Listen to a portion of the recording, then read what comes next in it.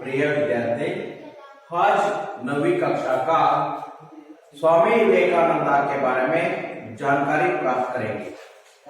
Doctor Jagdish Chandra ji लिखा हुआ स्वामी विवेकानंद का जीवन परिचय के बारे में जानकारी प्राप्त करेंगे। पहले स्वामी विवेकानंद के बारे में परिचय के बारे में, उसका जन्म के बारे में और उसका माता पिता के बारे में और शिक्षा के बारे में जानकारी प्राप्त करने के पहले इस पाठ का उद्देश्य के बारे में जानकारी प्राप्त करेंगे। भारत देश में जन्मे अनेक महान व्यक्तियों ने भारत की कीर्ति विदेशों में फैलाई। ऐसे व्यक्तियों में से एक है स्वामी विवेकानंद। इस पाठ में उनकी महानता के परिचय के साथ देश प्रेम की प्रेरणा भी प्राप्त कर सकते हैं। उसका मतलब यह है, भारत देश में अनेक महान व्यक्तियों ने जन्म हुआ है। वह जन्म हुआ महान व्यक्तियों ने भारत देश की कीर्ति देश विदेश में फैलाई है। ऐसा महान व्यक्तियों में स्वामी विवेकानंद भी एक है। आप लोगों को मालूम होना चाहिए, भारत देश में जन्म होने वाला एक महान व्यक्तियों में स्वामी विवेकानंद ने देश विदेश में भ्रमण करके धर्म का विचारों को फैलाई है।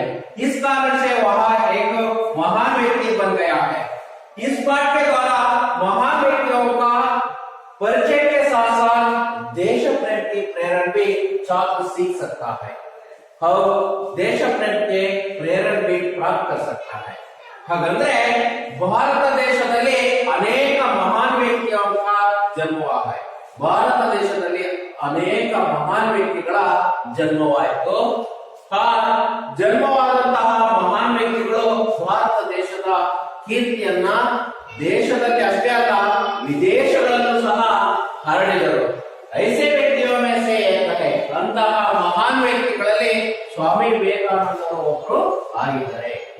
और इस पाठ में ಈ ಪಾಠದ ಮಹಾನತಾಕ್ಕೆ ಪರಿಚಯ, ಈ ಪಾಠದಿಂದ ನಾವು ಮಹಾನ್ ವ್ಯಕ್ತಿಗಳ ಪರಿಚಯ ಮತ್ತು ದೇಶ ಪ್ರೇಮದ ಬಗ್ಗೆ ತಿಳ್ಕೊಳ್ತೀವಿ, ವಿದ್ಯಾರ್ಥಿಗಳು ತಿಳ್ಕೊಳ್ತಾರೆ. ಇದರಿಂದ ಈ ಪಾಠದಿಂದ ನಮಗೆ ಏನು ಗೊತ್ತಾಗುತ್ತೆ ಅಂದ್ರೆ ಮಕ್ಕಳಲ್ಲಿ ದೇಶ ಪ್ರೇಮದ ಭಾವನೆ ಅನ್ನೋದು ಹುಟ್ಟುತ್ತೆ.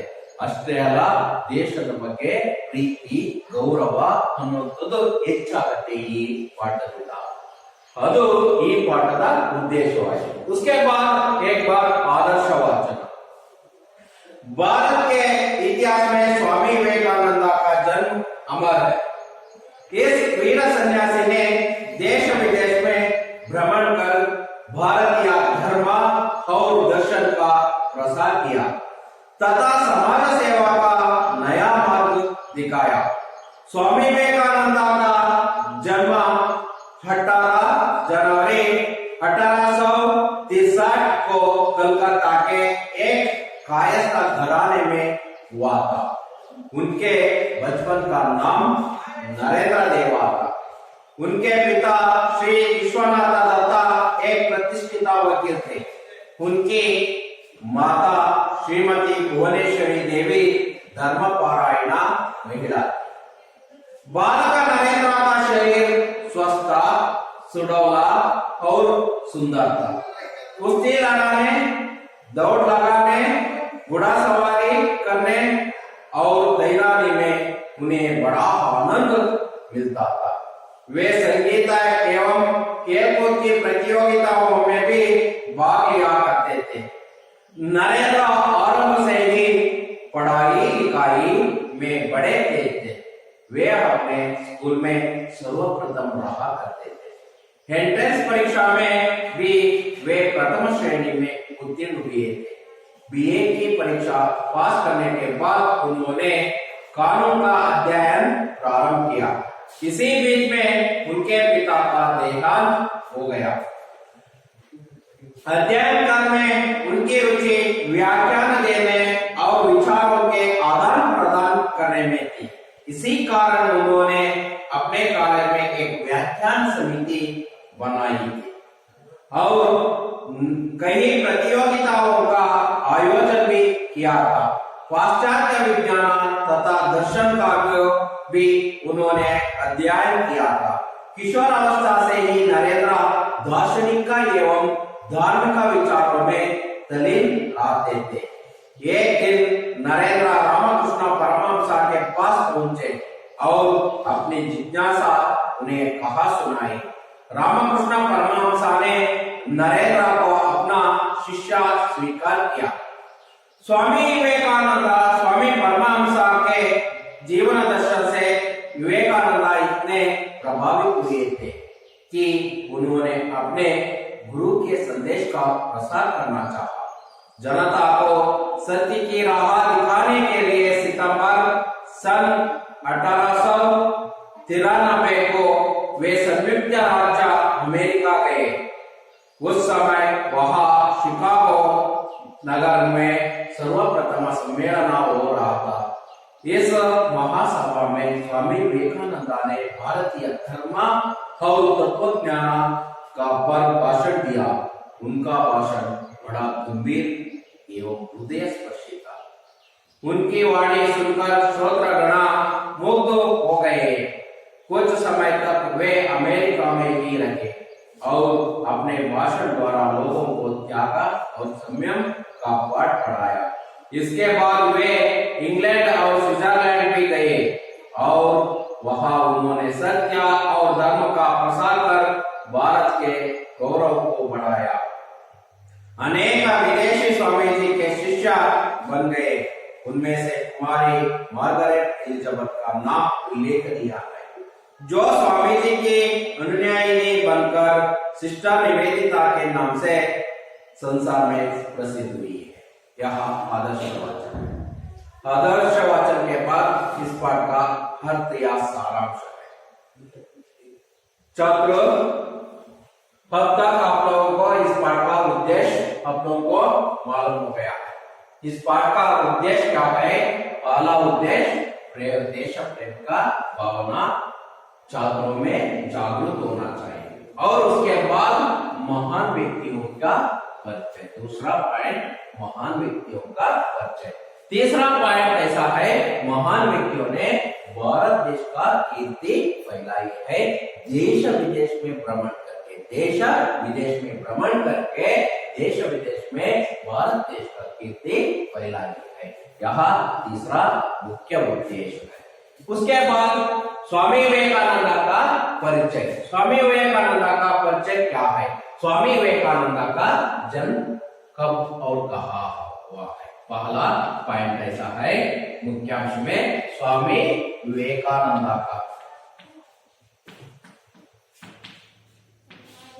का जन्म के बारे में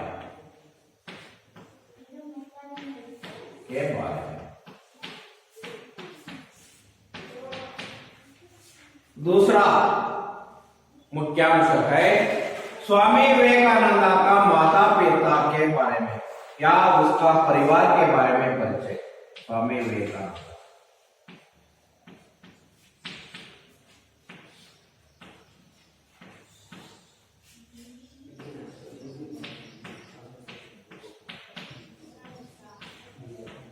के बारे में। और तीसरा मुख्यांश है स्वामी विवेकानंद का शिक्षा के बारे में। स्वामी विवेकानंद का शिक्षा के बारे में।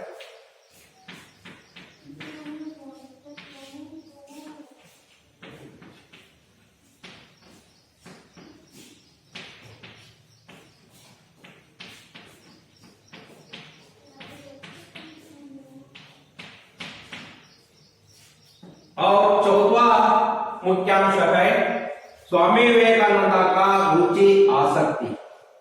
स्वामी विवेकानंद के का रुचि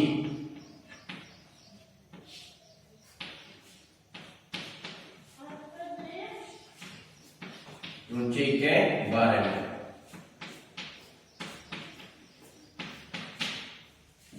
पांचवा मुख्यांश है स्वामी विवेकानंद का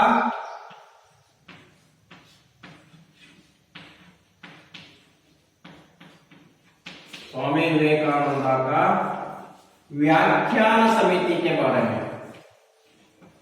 व्याख्यान समिति, छात्रों आप लोगों को मालूम होना चाहिए व्याख्यान समिति का मतलब, व्याख्यान का मतलब भाषण के बारे में। यहाँ 5 मुख्यांश के बारे में आज हम जानकारी प्राप्त करेंगे। ಈ 5 ಮುಖ್ಯಾಂಶಗಳ ಬಗ್ಗೆ ನಾವು ಇವತ್ತು ತಿಳ್ಕೊಳ್ಳೋಣ। पहला मुख्यांश है स्वामी विवेकानंद का जन्म के बारे में। स्वामी विवेकानंद ಅವರ ಹುಟ್ಟಿದ ಬಗ್ಗೆ, ಎಲ್ಲಿ ಹುಟ್ಟಿದ್ರು, कब हुआ और कहाँ हुआ है। और उसके बाद स्वामी विवेकानंद का माता पिता के बारे में, स्वामी विवेकानंद ಅವರ ತಂದೆ ತಾಯಿಗಳ ಬಗ್ಗೆ ಪರಿಚಯವನ್ನ ಪಡೆದುಕೊಳ್ಳೋಣ। तीसरा मुख्यांश है स्वामी विवेकानंद का शिक्षा के बारे में। ಹಾಗಾದ್ರೆ ಸ್ವಾಮಿ ವಿವೇಕಾನಂದ ಅವರು ಪಡೆದಂತಹ ಶಿಕ್ಷಣ, ಎಲ್ಲಿ ಶಿಕ್ಷಣವನ್ನ ಪಡ್ಕೊಂಡ್ರು ಮತ್ತೆ ಅವರ ಶಿಕ್ಷಣ ಹೇಗಿತ್ತು ಅನ್ನೋದ್ರ ಬಗ್ಗೆ। स्वामी विवेकानंद ने कहाँ शिक्षा प्राप्त किया है और कैसे शिक्षा प्राप्त किया है उसके बारे में। उसके बाद स्वामी विवेकानंद के रुचि के बारे में, स्वामी विवेकानंद को किन किन विषयों में रुचि था, उसको किन किन विषयों में बहुत आसक्ति था, उसके बारे में जानकारी प्राप्त करेंगे। ಹಾಗಾದ್ರೆ ಸ್ವಾಮಿ ವಿವೇಕಾನಂದ ಅವರಿಗೆ ಯಾವ ಯಾವ ವಿಷಯಗಳ ಬಗ್ಗೆ ಆಸಕ್ತಿ, ಹೆಚ್ಚಿನ ಆಸಕ್ತಿ ಇತ್ತು ಅನ್ನುವಂಥದ್ದು। पांचवा मुख्यांश है ये स्वामी विवेकानंद का व्याख्यान समिति के बारे में। स्वामी विवेकानंद को भाषण देने में बहुत आसक्ति था या रुचि था, उसी के कारण से उसका कार्यक्रम में ही एक व्याख्यान समिति को तैयार किया है और व्याख्यान समिति के द्वारा अनेक प्रतियोगिताओं को यह प्रारंभ किया है। उसका मतलब क्या है? प्रतियोगिता का मतलब स्पर्धे, ಅನೇಕ ಸ್ಪರ್ಧೆಗಳನ್ನ ಏರ್ಪಾಡನ್ನು ಮಾಡಿದ್ರು, ಭಾಷಣವನ್ನ ಕೊಡುವಂತಹ ಅನೇಕ ಸ್ಪರ್ಧೆಗಳನ್ನು ಮಾಡಿದ್ರು ಸ್ವಾಮಿ ವಿವೇಕಾನಂದ ವ್ಯಾಖ್ಯಾನ ಸಮಿತಿ के बारे में। ಆ ವ್ಯಾಖ್ಯಾನ ಸಮಿತಿಯ ಬಗ್ಗೆ ಇವತ್ತು ನಾವು ತಿಳ್ಕೊಳ್ಳೋಣ। पहला पाठ है स्वामी विवेकानंद का जन्म के बारे में। भारत के इतिहास में स्वामी विवेकानंद का नाम अमर है। इस वीर सन्यासी ने देश विदेश में भ्रमण कर भारतीय धर्म और दर्शन का प्रसार किया तथा समाज सेवा का एक नया मार्ग दिखाया है। भारत के इतिहास में, भारत का इतिहास में स्वामी विवेकानंद का नाम, इस महान व्यक्ति स्वामी विवेकानंद का नाम अमर है। अमर का मतलब अंत नहीं है, मृत्युहीन या मृत्युहीन,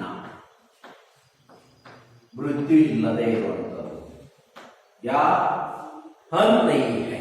स्वामी विवेकानंद का नाम अमर है। स्वामी विवेकानंद ಅವರ ಹೆಸರು ಕೊನೆಯವರೆಗೂ ಅಮರವಾಗಿದೆ, ಯಾವತ್ತೂ ಚಿರಂಜೀವಿಯಾಗಿರುತ್ತದೆ। ಭಾರತದ ಇತಿಹಾಸ में स्वामी विवेकानंद नाम बहुत अमर है और इस वीर सन्यासी ने देश विदेश में भ्रमण कर भारतीय धर्म और दर्शन का प्रसार किया है।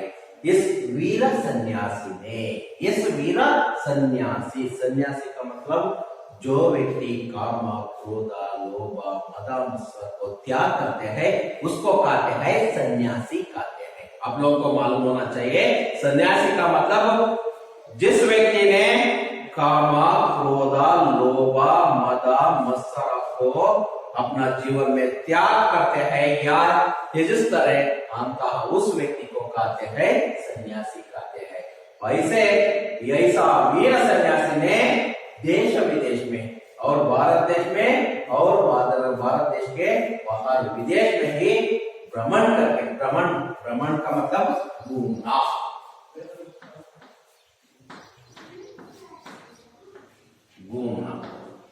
घूमना ಅಂದ್ರೆ ಸುತ್ತಾಡುವುದು, घूमना ಹಾಗಾದ್ರೆ ಭ್ರಮಣ ಅಂದ್ರೆ ಸುತ್ತಾಡುವಂತದ್ದು। ದೇಶ ವಿದೇಶ में भ्रमण करके, ದೇಶ ವಿದೇಶಗಳಲ್ಲಿ ಸುತ್ತಾಡಿಬಿಟ್ಟು भारतीय धर्म, भारत देश का धर्म के बारे में दर्शन का प्रसार किया है और भारत में दार्शनिक स्थलों के बारे में, भारत देश का धार्मिक के मतलब, धार्मिक का मतलब धर्मದ विचारಗಳ ಬಗ್ಗೆ और दार्शनिक स्थानों के बारे में ही प्रसार किया है महास्वामी विवेकानंद ने। और उसके साथ साथ समाज सेवा सेवा का भी काम भी किया है. समाज सेवा का एक नया ಮಾತು दिखाया है. ಸಮಾಜ ಸೇವೆಯ ಒಂದು ನಯಾ ಮಾರ್ಗವನ್ನ ತೋರಿಸಿಕೊಟ್ಟವರು ಸ್ವಾಮಿ ವಿವೇಕಾನಂದ. ಹಾಗಾದ್ರೆ ಭಾರತ ದೇಶದಲ್ಲಿ ಸಮಾಜ ಸೇವೆಯ ಕೆಲಸವನ್ನು ಸಹ ಮಾಡೋರು ಯಾರಂದ್ರೆ ಸ್ವಾಮಿ विवेकानंद. इस प्यार में मुख्यांश ऐसा है या स्वामी विवेकानंद ने भारत देश में ही और विदेश में ही विदेश में भारतीय धर्म और दर्शन का प्रसार किया है.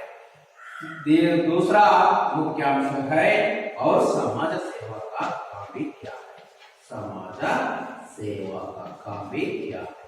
समाज सेवा का काम भी किया है. यहाँ 2 पॉइंट मुख्य है.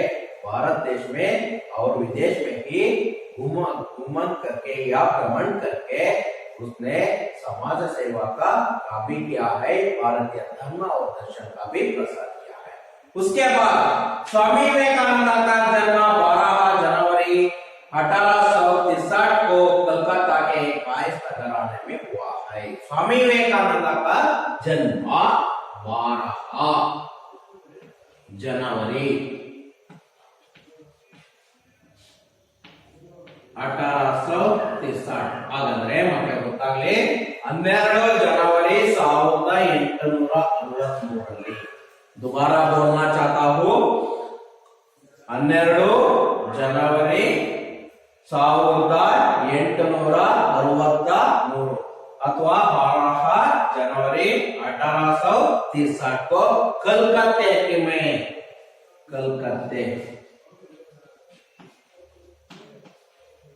एक कायस्थ घराने ಅಂದ್ರೆ ಕುಲ ವಂಶದಲ್ಲಿ उसका जन्म हुआ था.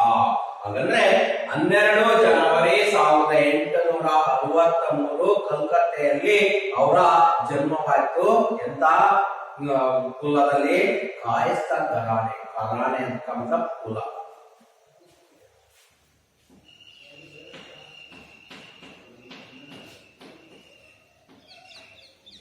उस वंश में स्वामी विवेकानंद का जन्म हुआ था. उसके बाद उसका बचपन का नाम स्वामी विवेकानंद का बचपन या बाल्यकाल का नाम नरेंद्र देवा था.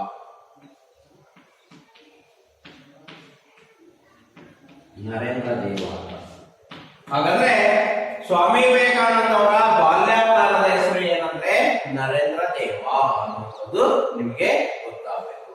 उसके बाद उसका पिता का नाम विश्वनाथ दत्ता, श्री विश्वनाथ दत्ता.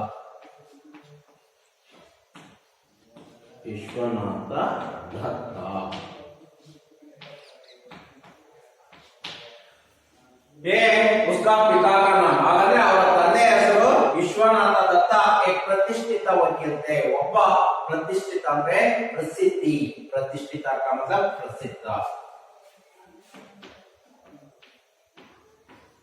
प्रसिद्ध वकील थे. वकील का मतलब लॉयर. ಅವರು ಒಬ್ಬ ಪ್ರತಿಷ್ಠಿತ ವಕೀಲರಾಗಿದ್ದು उनके माता श्रीमती भुवनेश्वरी देवी धर्मपरायण महिला थी.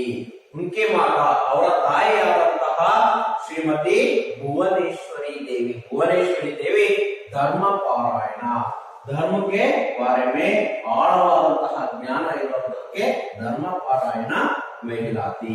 ಭುವನೇಶ್ವರಿ ದೇವಿ ಹಾಗಾದ್ರೆ ಸ್ವಾಮಿ ವಿವೇಕಾನಂದ ಅವರ ತಾಯಿಯಾದಂತಹ ಭುವನೇಶ್ವರ ದೇವಿಗೆ ಏನಿತ್ತು? ಧರ್ಮದ ಬಗ್ಗೆ ಆಳವಾದಂತಹ ಜ್ಞಾನ ಇತ್ತು.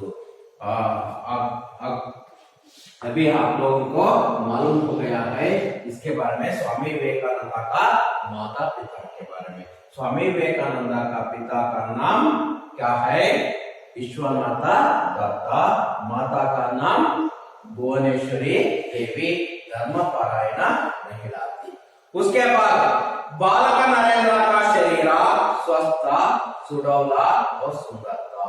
बालक नरेंद्र का शरीर कैसा था? शरीर बहुत स्वस्थ ಅಂದ್ರೆ ಆರೋಗ್ಯವಾಗಿತ್ತು. स्वस्थ का मतलब आरोग्य. और शरीर स्वस्थ, सुंदर और सुडौला. सुडौला का मतलब ಸರಿಯಾದ ಆಕೃತಿಯಲ್ಲಿ ಇರೋದಕ್ಕೆ ಏನಂತೀವಿ सुडौल आकृति आकार शरीर का आकार या देह का आकार सही से होने वाला देह को सुडौला कहते हैं। इसलिए उसका शरीर स्वस्थ सुंदर सुडौला सा सा सा स्वस्थ सुंदर सुडौला से हुआ था उसका शरीर। कुश्ती लड़ाने उसमें कुश्ती लड़ाने दौड़ लगाने घोड़ासवारी करने और तैरानी में उन्हें बहुत आनंद मिलता था। स्वामी विवेकानंद को कुश्ती लड़ाने यहाँ आप लोगों को मालूम होना चाहिए कुश्ती लड़ाने ಕುಸ್ತಿಯನ್ನು ಆಡುವಂಥದ್ದು ತೈರಾನೆ ಅಂದ್ರೆ ನಿಲ್ಲುವಂಥದ್ದು ಕುಸ್ತಿ ಲಡಾನೆ ಅಂದ್ರೆ ಕುಸ್ತಿಯನ್ನ ಆಡುವಂಥದ್ದು और दौड़ लगाने दौड़ लगाने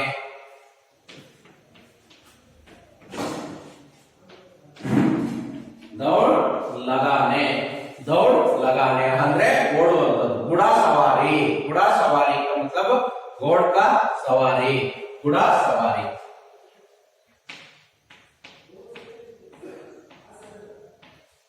ಕುದುರೆ ಸವಾರಿ ಹಾಗಾದ್ರೆ ಇಷ್ಟು ವಿಷಯಗಳ ಬಗ್ಗೆ ಅವನಿಗೆ ಬಹಳ ಆಸಕ್ತಿ ಇತ್ತು। ಒಂದು ಕುಸ್ತಿ ಲಡಾನೆ ಕುಸ್ತಿಯನ್ನ ಆಡುವಂತದ್ದು, ಎರಡನೇದು ಈಜುವುದಂದ್ರೆ, ಮತ್ತೆ ದೌಡ್ ಲಗಾನೆ ಅಂದ್ರೆ ಓಡುವಂತದ್ದು, ಗುಡ ಸವಾರಿ ಅಂದ್ರೆ ಕುದುರೆ ಸವಾರಿ ಇದ್ರ ಬಗ್ಗೆ ಬಹಳವಾದಂತಹ ಆಸಕ್ತಿ ಸ್ವಾಮಿ ವಿವೇಕಾನಂದ ಅವರಿಗೆ ಇತ್ತು। ಅದಾದ್ಮೇಲೆ ಬಹುತ್ ಆನಂದ मिलता था इस काम करने में बहुत आनंद मिलता था ಇಂತಹವುಗಳಲ್ಲಿ ಅವರಿಗೆ ಬಹಳ ಆನಂದ ಸಿಗ್ತಾ ಇತ್ತು। वे संगीत एवं खेलकूद की प्रतियोगिताओं में भी भाग लिया करते थे। ಅಷ್ಟೇ ಅಲ್ಲ ಅವರು संगीत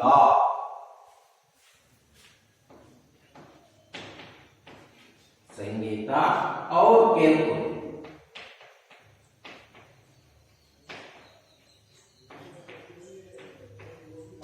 ಭಾಗ ಆಗ್ತದೆ। ಹಾಗಾದ್ರೆ ಅವರಿಗೆ ಸಂಗೀತದ ಬಗ್ಗೆ ಬಹಳಷ್ಟು ಆಸಕ್ತಿ ಇದ್ದಂತಹ ಕಾರಣದಿಂದ ಸ್ವಾಮಿ ವಿವೇಕಾನಂದ ಅವರು ಸಂಗೀತದ ಕಾರ್ಯಕ್ರಮಗಳಲ್ಲಿ ಸಂಗೀತವನ್ನು ಕಲಿಯೋದ್ರಲ್ಲಿ ಮತ್ತೆ ಕೇಳ್ಕೂತು ಅಂದ್ರೆ ಆಟೋಟಗಳಲ್ಲೂ ಸಹ ಈ ಸ್ವಾಮಿ ವಿವೇಕಾನಂದ ಅವರು ಭಾಗವಹಿಸ್ತಿದ್ರು ಅಥವಾ ಬಾಲಕ ನರೇಂದ್ರ ಭಾಗವಹಿಸ್ತಾ ಇದ್ದ।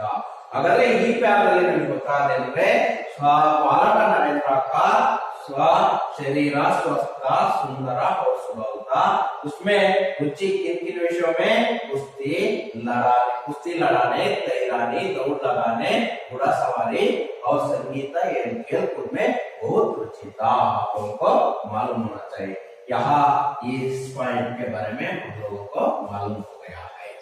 नेक्स्ट उसके बाद अध्ययन काल में बालक नरेंದ್ರ प्रारंभ से ही पढ़ाई लिखाई ओदोದು ಮತ್ತೆ ಬರೆಯೋದು पढ़ाई और लिखाई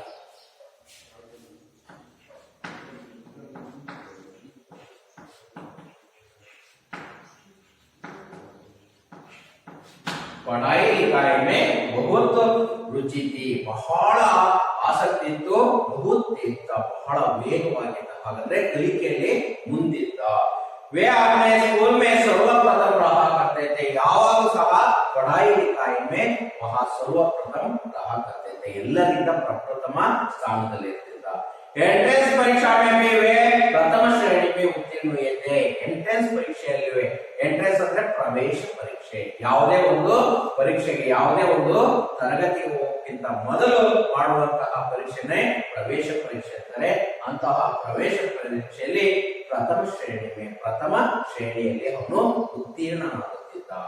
बीए की परीक्षा पास करने के बाद उन्होंने कानून का अध्ययन प्रारंभ किया है। उसमें स्वामी विवेकानंद ने बीए की परीक्षा बीए का मतलब बैचलर ऑफ आर्ट्स ಹಾಗಾದ್ರೆ बीए ಅಂದ್ರೆ बीए ಅಂದ್ರೆ बैचलर ऑफ आर्ट्स ಆ बीए ಶಿಕ್ಷಣವನ್ನು ಪಡೆದ ನಂತರ कानून शिक्षा का अध्ययन किया है। वकील शिक्षा को अध्ययन किया है स्वामी विवेकानंद ने। इसलिए उसके बीए की परीक्षा पास करने के बाद उन्होंने कानून का अध्ययन प्रारंभ किया। बीए परीक्षा पास ಮಾಡಿದ ನಂತರ कानून ಶಿಕ್ಷಣವನ್ನು ಪಡೆದುಕೊಳ್ಳಕ್ಕೆ ಹೋದ। इसी बीच में उसका पिता का देहांत हो गया है। ಈ ಎರಡರ ನಡುವೆ ಹಾಗಾದ್ರೆ बीए ಮತ್ತು ಕಾನೂನು ಶಿಕ್ಷಣವನ್ನು ಪಡೆಯುವಂತಹ संदर्भದಲ್ಲಿ उनका पिता ईश्वरनाथ दत्ता का मृत्यु हो गया या देहांत हो गया। देहांत का मतलब मृत्यु, मृत्यु हो गया है। ಅವರ ಮರಣ ಆಯಿತು। ಯಾರ್ದು? ಸ್ವಾಮಿ ವಿವೇಕಾನಂದ ಅವರ ತಂದೆಯಾದಂತಹ ಶ್ರೀ ವಿಶ್ವನಾಥ दत्त ಅವರು। उसके बाद अध्ययन काल में उनकी रुचि व्याख्यान देने और विचारों के आदान प्रदान करने में थी। अध्ययन काल में अध्ययन या पढ़ाई के समय में उनकी रुचि, उनकी का मतलब स्वामी विवेकानंद का रुचि व्याख्यान देना। व्याख्यान का मतलब भाषण देना। व्याख्यान का मतलब क्या है? भाषण देना में बहुत रुचि थी। ಹಾಗೆ ಅಂದ್ರೆ ಸ್ವಾಮಿ ವಿವೇಕಾನಂದ ಅವರಿಗೆ ಭಾಷಣ ಮಾಡೋದಂದ್ರೆ ಬಹಳ ಆಸಕ್ತಿ ಇತ್ತು। व्याख्यान देने में बहुत रुचि थी। उसके बाद विचारों के आदान प्रदान करने में थे और व्याख्यान भाषण देने के साथ साथ या चर्चा करने का के बारे में ही बहुत रुचि था। चर्चा करें, विषयों को आदान प्रदान करना, विषयों को लेना देना, अगर विषयों ಕೊಡುವಂತದ್ದು ತೆಗೆದುಕೊಳ್ಳುವಂತದ್ದು, उसके बारे में बहुत रुचि थी। इसी कारण उन्होंने अपने कॉलेज में एक व्याख्यान समिति बनाई है। इसी कारण से ही उसने स्वामी विवेकानंद ने एक व्याख्यान समिति को बनाई है। ಈ ಕಾರಣದಿಂದಲೇ ಒಂದು ವ್ಯಾಖ್ಯಾನ ಸಮಿತಿ, ಒಂದು ಭಾಷಣ ಸಮಿತಿಯನ್ನೇ तैयारನ್ನು ಮಾಡಿದ್ರು। इसके द्वारा, इस समिति के द्वारा अनेक प्रतियोगिताओं को आयोजन भी किया है। प्रतियोगिता का मतलब अनेक ಸ್ಪರ್ಧೆಗಳನ್ನು ಏರ್ಪಡಿಸಿಬಿಟ್ಟು ಆ ಸ್ಪರ್ಧೆಗಳ ಮೂಲಕ ಭಾಷಣವನ್ನು ಕಲಿಯುವಂತಹ, ಕಲಿಸುವಂತಹ ಒಂದು ಶಿಕ್ಷಣವನ್ನ ಕೊಡುವಂತಹದ್ದು, ಅದರ ಬಗ್ಗೆ ಅವರಿಗೆ ಬಹಳ ಆಸಕ್ತಿ ಇತ್ತು। पाश्चात्य विज्ञान तथा दर्शन को भी उन्होंने अध्ययन किया है। उसके साथ साथ स्वामी विवेकानंद ने पाश्चात्य विज्ञान, ಪಾಶ್ಚಿಮಾತ್ಯ ದೇಶಗಳ ವಿಜ್ಞಾನದ ಬಗ್ಗೆ ಮತ್ತು ದಾರ್ಶನಿಕ ಬಗ್ಗೆನೂ ಸಹ ಅಧ್ಯಯನವನ್ನು ಮಾಡಿದ್ರು। ಕಿಶೋರ ಅವಸ್ಥೆ से ही नरेंद्र दार्शनिक एवं धार्मिक विचारों में तल्लीन रहते थे। ಕಿಶೋರ ಅವಸ್ಥಾ ಅಂದ್ರೆ ಮಕ್ಕಳಿಗೆ ಗೊತ್ತಾಗಬೇಕು, ಸುಮಾರು ಒಂದು 12ರಿಂದ 18 ವರ್ಷದ ಒಳಗಿರುವಂತಹ ಮಕ್ಕಳಿಗೆ ನಾವು ಕಿಶೋರಾವಸ್ಥಾ ಅಂತ ಕರಿತೀವಿ। ಅಂತಹ ಕಿಶೋರಾವಸ್ಥಾ में ही नरेंद्र, बालक नरेंद्र दार्शनिक विचारों के बारे में और धार्मिक विचारों में तल्लीन रहते थे। उसके बारे में बहुत प्रभाव डालते थे। उसके बारे में ಏನೋ ಆಳವಾದ ಜ್ಞಾನವನ್ನ ಇತ್ತು। ಯಾರಿಗೆ? स्वामी विवेकानंद को किशोरावस्था में ही दार्शनिक एवं धार्मिक विचारों में बहुत तल्लीन रहते थे। एक दिन नरेंद्र रामकृष्ण परमहंस के पास पहुंचे हैं। एक दिन स्वामी विवेकानंद अथवा बालक नरेंद्र किसके पास पहुंचते हैं? रामकृष्ण परमहंस। रामकृष्ण परमहंस हत्र होते हैं। रामकृष्ण परमहंस परमहंसರ ಹತ್ರ ಹೋಗ್ಬಿಟ್ಟು ಅನೇಕ ಕಹಿ ಪ್ರಶ್ನों को पूछते हैं। ಗೊತ್ತಾಯ್ತಾ? ಅನೇಕ ಪ್ರಶ್ನೆಗಳನ್ನ ಕೇಳ್ತಾರೆ। उसके लिए जवाब देते हैं रामकृष्ण परमहंस ने। उस जवाब देने के बाद रामकृष्ण को परमहंस को अपना गुरु के रूप में मानते हैं। अವಾಗ ನನ್ನ ಗುರುಗಳು ಅಂತ ಒಪ್ಪಿಕೊಳ್ತಾರೆ। इसलिए उसके पास पहुंचे और अपने जिज्ञासा उन्हें कही सुनाई है। जिज्ञासा ಅಂದ್ರೆ उसने के जानने की इच्छा, ಹಾಗಾದ್ರೆ ತಿಳ್ಕೊಳ್ಳುವಂತಹ ಇಚ್ಛೆ ಇತ್ತು ಅವರಿಗೆ ದೇವರ ಬಾರೆ में ಅಥವಾ ಗಾಡ್, ದೇವರ ಬಗ್ಗೆ ಅನೇಕ ಪ್ರಶ್ನೆಗಳಿತ್ತು, ಅವುಗಳನ್ನು ತಿಳ್ಕೊಳ್ಳುವಂತಹ जानने की इच्छा। जिज्ञासा ಅಂದ್ರೆ जानने की इच्छा, ಈ ಇಚ್ಛೆ ಅವರಿಗೆ ಅನೇಕ ವಿಚಾರಗಳ ಬಗ್ಗೆ ತಿಳ್ಕೊಳ್ಬೇಕು ಅನ್ನುವಂತಹ ಆಸಕ್ತಿ ಇತ್ತು। ಉನೇ ಕಹಾ ಸುನಾಯಿ, ಅವ್ರನ್ನೆಲ್ಲ ಹೇಳ್ತಾರೆ, ಇಂತಿಂತ ವಿಚಾರಗಳ ಬಗ್ಗೆ ನಾನು ತಿಳ್ಕೊಬೇಕು ಅನ್ನುವಂಥದ್ದು। ದೇವರು ಎಲ್ಲಿದ್ದಾನೆ, ಹೇಗಿದ್ದಾನೆ, ಅವನ ರೂಪ ಏನು, ऐसे अनेक प्रश्नों को पूछा है स्वामी विवेकानंद ने या बालक नरेंद्र ने। किससे? रामकृष्ण परमहंस ने। इस जो प्रश्नों को रामकृष्ण परमहंस ने सभी प्रश्नों को जवाब दिया है। उसके बाद स्वामी विवेकानंद या बालक नरेंद्र ने रामकृष्ण परमहंस को अपने गुरु के रूप में मानते हैं। रामकृष्ण परमहंस ने नरेंद्र को अपने शिष्य के रूप में स्वीकार किया है। उसके बाद रामकृष्ण परमहंस जी ने स्वामी विवेकानंद को या बालक नरेंद्र को अपने शिष्य के रूप में ನನ್ನ ಶಿಷ್ಯ ಅಂತ ಒಪ್ಪಿಕೊಂಡ್ರು ಯಾರು रामकृष्ण परमहंसರು ಯಾರನ್ನ बालक नरेंद्र को। उसके बाद स्वामी परमहंस के जीवन दर्शन से विवेकानंद इतने प्रभावित हुए थे। स्वामी विवेकानंद ಅವರು ಸ್ವಾಮಿ ಪರಮಹಂಸ ಅವರ ಜೀವನ ದರ್ಶನದಿಂದ ಬಹಳ ಪ್ರಭಾವಿತರಾದರು ಯಾರು स्वामी विवेकानंद। इसलिए कि उन्होंने अपने गुरु के संदेश को प्रसार करना चाहा है। ಆ ಕಾರಣದಿಂದ इस रामकृष्ण परमहंस का विचारों को देश विदेश में प्रसार करना चाहा है। ಅವರ ವಿಚಾರಗಳನ್ನು ನಾನು ಎಲ್ಲಾ ಕಡೆ ಫೈಲಾना चाहिए, फैलाना का मतलब ಹರಡಬೇಕು ಅನ್ನುವಂತಹ ಇಷ್ಟವನ್ನ ಪಟ್ಟರು। जनता को सत्य की राह दिखाने के लिए ಈ ಜನತಾ ಅಂದ್ರೆ लोगों के लिए सत्य की राह दिखाने के लिए ಸತ್ಯದ ರಸ್ತೆಯನ್ನು ತೋರಿಸೋದಕ್ಕೋಸ್ಕರ ಸಿತಂಬರ್ ಅಂದ್ರೆ ಸೆಪ್ಟೆಂಬರ್ 1893 ಹಾಗಾದ್ರೆ ಸಿತಂಬರ್ ಅಥವಾ ಸೆಪ್ಟೆಂಬರ್ 1893ರಲ್ಲಿ ಇಲ್ಲಿ ಒಂದು ಅಮೆರಿಕಕ್ಕೆ ಸಂಯುಕ್ತ ರಾಷ್ಟ್ರವಾದಂತಹ ಅಮೆರಿಕಕ್ಕೆ ಹೋಗ್ತಾರೆ ಯಾರು स्वामी विवेकानंद ಅವರು ಹೋಗ್ತಾರೆ। सितंबर सन 1800 अथवा 1893 को संयुक्त राज्य अमेरिका गए हैं। उस समय वहां शिकागो नगर में सर्वधर्म सम्मेलन हो रहा था। ಆ ಸಮಯದಲ್ಲಿ ಅಮೆರಿಕದ ಶಿಕಾಗೋ ನಗರದಲ್ಲಿ ಅಮೆರಿಕದಲ್ಲಿರುವಂತಹ ಶಿಕಾಗೋ ಎಂಬಂತಹ ನಗರದಲ್ಲಿ सर्वधर्म सम्मेलन, सर्वधर्म का मतलब सभी धर्म का सम्मेलन हो रहा था। सर्वधर्म सम्मेलन नड़ीता इತ್ತು। सर्वधर्म सम्मेलन वह महासभा में विवेकानंद ने भारतीय धर्म और तत्वज्ञान का भाषण दिया है।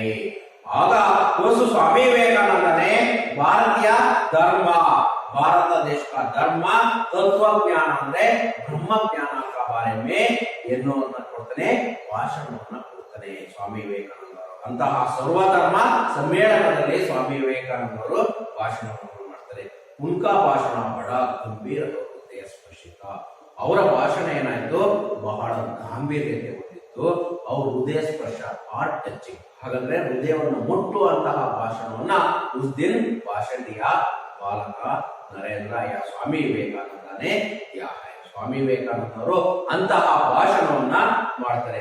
उनकी वाणी सुनकर श्रोत्रगण मुक्त हो गए हैं। उसका वाणी का मतलब बात,